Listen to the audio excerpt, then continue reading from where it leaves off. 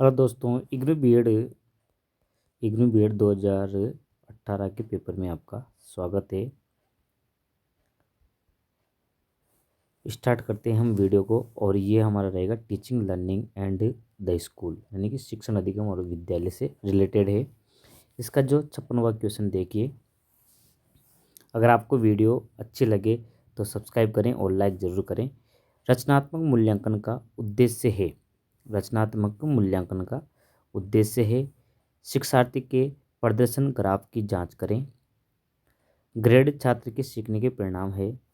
छात्र के सीखने के प्रदर्शन में तेजी लाना या शिक्षक प्रभावशीलता पर प्रतिक्रिया प्रदान करना।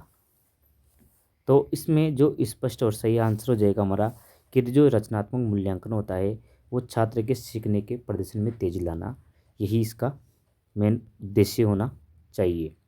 छात्र के सीखने के प्रदर्शन में तेजी लाना। आगे बढ़ते हैं नेक्स्ट क्वेश्चन पर। आपको क्लास अच्छी लगे तो सब्सक्राइब जरूर करके जाना। आगे बढ़ते हैं नेक्स्ट क्वेश्चन पर। क्वेश्चन नंबर 57वां देखिए। शिक्षक प्रशिक्षण क्यों आवश्यक है? शिक्षण कौशल प्राप्त करने में मदद करता है। स्कूल संगठन के तरीकों को समझने में, सामग्री का ज्ञान उन्नत करने में या उपयुक्त सभी। यदि शिक्षकों को ट्रेनिंग वगैरह दी जाती है तो इससे क्या होता है, उनके कौशल प्राप्त करने में मदद मिलती है। स्कूल के संगठन यानी कि मैनेजमेंट में भी उनको अच्छे तरीकों को समझने में मदद मिलती है। सामग्री का ज्ञान होता है। तो इसमें हमारा सही ऑप्शन हो जाएगा डी वाला। आगे बढ़ते हैं नेक्स्ट क्वेश्चन पर। क्वेश्चन नंबर 58वां। नाटक शिक्षण के लिए उपयुक्त है। जो नाटक शिक्षण किया जाता है, इतिहास, विज्ञान, भाषा या उपयुक्त सभी। तो इसका जो हमारा राइट ऑप्शन हो जाएगा उपयुक्त सभी। जो नाटक शिक्षण हम इतिहास के किसी भी पात्र के रूप में करा सकते हैं। और विज्ञान की बात करें तो हम कोई भी टॉपिक लेके विज्ञान के एक क्षेत्र से संबंधित नाटक का प्रशिक्षण दिया जा सकता है। और भाषा की बात करें जैसे कि हिंदी, इनमें बहुत सारी कहानियाँ आती है, तो जो उसमें नाटक शिक्षण उपयोगी सिद्ध होता है। तो ये तीनों विषय इसमें शामिल हो जाएंगे। आगे बढ़ते हैं नेक्स्ट क्वेश्चन पर। क्वेश्चन नंबर 59वां। शिक्षण में सबसे बड़ी संतुष्टि क्या है? शिक्षण में सबसे बड़ी संतुष्टि क्या है? बच्चों के प्रति प्रेम की भावना, मानव जाति के प्रति सेवा की भावना, एक सुरक्षित मौद्रिक लाभ या शिक्षार्थी के सर्वांगीण विकास में योगदान की भावना। तो जो शिक्षण में सबसे बड़ी संतुष्टि होती है, यदि विद्यार्थी ने सभी प्रकार का ज्ञान अर्जित कर लिया है, यानी कि सर्वांगीण विकास में योगदान की भावना ही इसका सबसे बड़ी संतुष्टि होगी शिक्षण में। तो इसमें डी ऑप्शन राइट हो जाएगा हमारा। आगे बढ़ते हैं नेक्स्ट क्वेश्चन पर। Question number 60। मानव व्यक्तित्व का परिणाम है। घर पर पालन पोषण, आनुवंशिकता और पर्यावरण के बीच बातचीत, केवल पर्यावरण या केवल आनुवंशिकता। व्यक्तित्व मानव व्यक्तित्व का परिणाम होता है। तो मानव व्यक्तित्व का परिणाम होता है आनुवंशिकता और पर्यावरण के बीच बातचीत, यानी कि दोनों में जो सीखता है बालक, वही मानव व्यक्तित्व का परिणाम होता है। इसमें बी ऑप्शन राइट हो जाएगा हमारा। आगे बढ़ते हैं नेक्स्ट क्वेश्चन पर। Question number 61। निम्नलिखित में से कौन सा वस्तुनिष्ठ प्रकार का प्रश्न है? वस्तुनिष्ठ जो प्रश्न होता है वह बहुत छोटा होता है। तो इसमें कौन से प्रश्न आते हैं वस्तुनिष्ठ में? लघु उत्तरीय प्रश्न, ओपन एंडेड प्रश्न, सही और गलत वाले प्रश्न या निबंध प्रकार के प्रश्न। तो जो वस्तुनिष्ठ प्रकार का जो प्रश्न होता है उसमें सही और गलत के प्रश्न सम्मिलित किए जाते हैं। और जो वस्तुनिष्ठ में ऑप्शन वाले जो क्वेश्चन होते हैं, जैसे कि अभी हम हल कर रहे हैं, ये भी वस्तुनिष्ठ प्रकार के प्रश्न कहलाते हैं। और सही और गलत वाले भी इसमें ही सम्मिलित होते हैं। आगे बढ़ते हैं नेक्स्ट क्वेश्चन पर। क्वेश्चन नंबर 62वां। बच्चे का पहला शिक्षक किसे माना जाता है? बहुत ही सीधा और सरल क्वेश्चन आया है। हेडमास्टर को, एक कक्षा, शिक्षक को, माँ को या शिक्षक को। तो आपको ये क्वेश्चन आराम से आ जाएगा कि जो पहला जो शिक्षक होता है वो बच्चे का वो माँ ही होती है। और समाज की जो सामाजिकरण की बात करें तो पहला आता है परिवार, कि बालक का सामाजिक रूप से जो विकास होता है वो पहले प्रत कहाँ होता है, परिवार में होता है। तो इसमें माँ आ जाएगा, बच्चे का पहला शिक्षक माँ होती है। नेक्स्ट क्वेश्चन पे चलते हैं। Question number 63। एक शिक्षक जो अपने छात्रों का ध्यान आकर्षित करने में सक्षम नहीं है उसे चाहिए पद से इस्तीफा दे दे या अपने शिक्षार्थियों में दोष निकाले, ऐसा नहीं करना चाहिए, निर्देशित करना शुरू करे या उसकी शिक्षण पद्धति का मूल्यांकन करे और उसमें सुधार करे।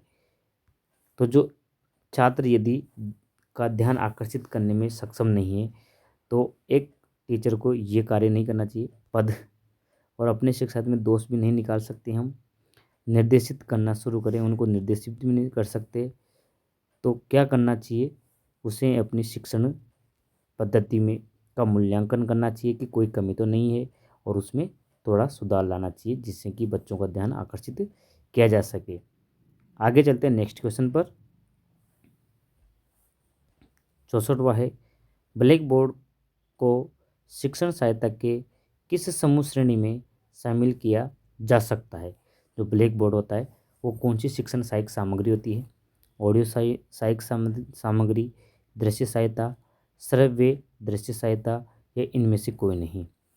तो बात करते हैं जो ब्लैक बोर्ड होता है ये देखता है बालक और देख के वो अपना कार्य करता है या लिखता है, पढ़ता है। तो ये कौन सी सामग्री हो जाएगी, दृश्य सहायता सामग्री, दृश्य सहायता सामग्री हो जाएगी। चलते हैं नेक्स्ट क्वेश्चन पर। क्वेश्चन नंबर 65वां, 10-2-3 शिक्षा प्रणाली की सिफारिश किसके द्वारा की गई। तो जो 10-2-3 जो शिक्षा प्रणाली की जो सिफारिश है वह कोठारी आयोग के द्वारा की गई। और कोठारी आयोग की बात करें, इसकी जो शुरुआत हुई थी 1964-66 में हुई थी और इसके अध्यक्ष पे थे दौलत सिंह कोठारी इसके अध्यक्ष थे। और इसमें ही और बात करते हैं सिफारिश के अलावा अगर संरचना की बात करें तो इसमें बी वाला ऑप्शन राइट हो जाएगा, राष्ट्रीय शिक्षा नीति 1986, राष्ट्रीय शिक्षा नीति 1986। तो दोनों ही ने 10-2 और 3 शिक्षा प्रणाली की सिफारिश की बात करते हैं तो कोठारी आयोग आएगा और संरचना जो पूरे देश में लागू की तो वह शिक्षा नीति आ जाएगी 1986। दोनों ही ऑप्शन माने जाएंगे। मुदायलेयर आयोग की बात करें तो ये माध्यमिक शिक्षा से संबंधित है, माध्यमिक शिक्षा से संबंधित है। और ये कब आया था मुदायलेयर आयोग, ये आया था हमारे 1952 में। और जो राधाकृष्णन आयोग आया था ये 1948 में आया था और ये सर्वपल्ली राधाकृष्णन की अध्यक्षता में आया था। ये विश्वविद्यालय शिक्षा से रिलेटेड है, ये संबंधित है। और ये जो कोठारी आयोग है शिक्षा संबंधित है। ये माध्यमिक शिक्षा मुदायलेयर आयोग, तो इसका हमारा जो राइट ऑप्शन हो जाएगा वो सी हो जाएगा, कोठारी आयोग की सिफारिश पर। और संरचना की बात करेंगे तो बी वाला भी राइट माना जाएगा कि संरचना किसने दी, 10-2-3 की संरचना किसने दी, 1986 में आ जाएगा राष्ट्रीय शिक्षा नीति। आगे बढ़ते हैं नेक्स्ट क्वेश्चन में। क्वेश्चन नंबर 66, कक्षा में प्रभावी अनुशासन बनाए रखने के लिए शिक्षक को चाहिए छात्रों को वह करने की अनुमति दे जो उन्हें पसंद है या फिर छात्रों के साथ सख्ती से पेश आएँ, ऐसा कार्य नहीं करना चाहिए। छात्रों को दिलचस्प गतिविधियों में शामिल करें या उनके साथ विनम्रता और दृढ़ता से निपटें, ऐसा भी नहीं करना, दृढ़ता वाला कार्य भी नहीं करना। तो इसका जो सही आंसर हो जाएगा वो हो जाएगा कि बच्चों से यानी कि छात्रों को दिलचस्प गतिविधि में शामिल करें जिससे प्रभावी अनुशासन बना रहे हैं। तो इसमें सी ऑप्शन राइट हो जाएगा। नेक्स्ट क्वेश्चन पे चलते हैं हम। Question number 67। अनौपचारिक शिक्षा क्या है? अनौपचारिक इनफॉर्मल जो एजुकेशन है वो बस स्कूली शिक्षा नहीं, आजीवन, समयबद्ध या पूर्व नियोजित। तो जो अनौपचारिक शिक्षा होती है ये आजीवन चलती रहती है अनौपचारिक शिक्षा। आगे बढ़ते हैं, नेक्स्ट क्वेश्चन पे चलते हैं। समयबद्ध जो शिक्षा होती है जैसे कि हम बीएड वगैरह करते हैं या आगे की जो पढ़ाई की जाती है एमए, ये समयबद्ध होती है। स्कूली शिक्षा भी समयबद्ध रहती है, 1 से लेकर 12वीं तक हमने समयबद्ध रूप से की स्कूली शिक्षा। पूर्व नियोजित शिक्षा भी होती है, जिसे हम कोई भी कोर्स करना चाहते हैं तो ये पूर्व नियोजित शिक्षा होती है। आगे बढ़ते हैं नेक्स्ट क्वेश्चन पर।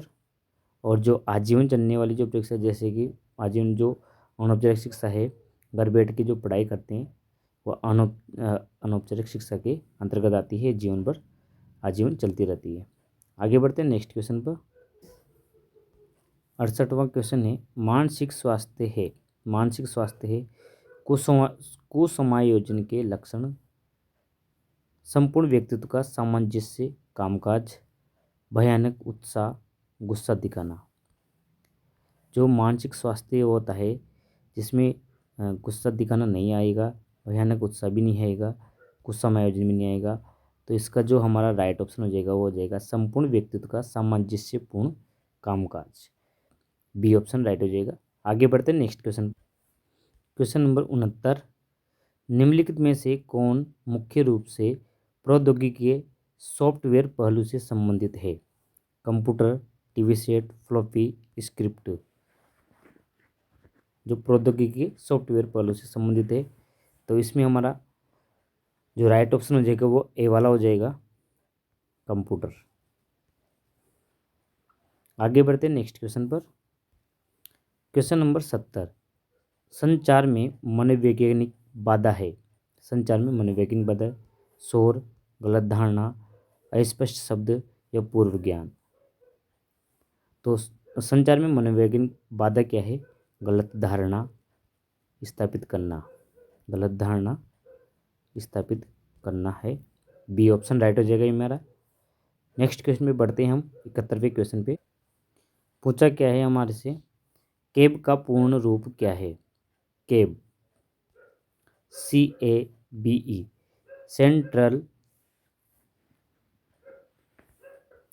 Central advisory board of education.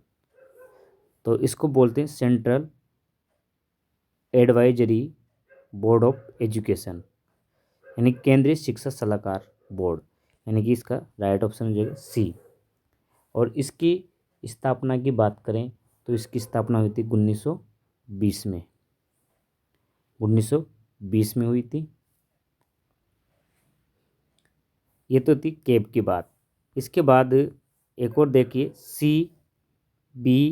CBSE, इसकी स्थापना हुई थी 1952 में और इसको बोले central board of secondary education. 1952 में हुई थी, न्यू दिल्ली, हेडक्वार्टर इसका न्यू दिल्ली।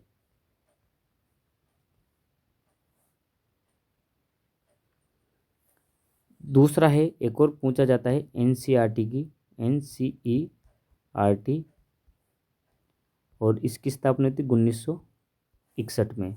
ये भी न्यू दिल्ली है, इसका हेडक्वार्टर भी।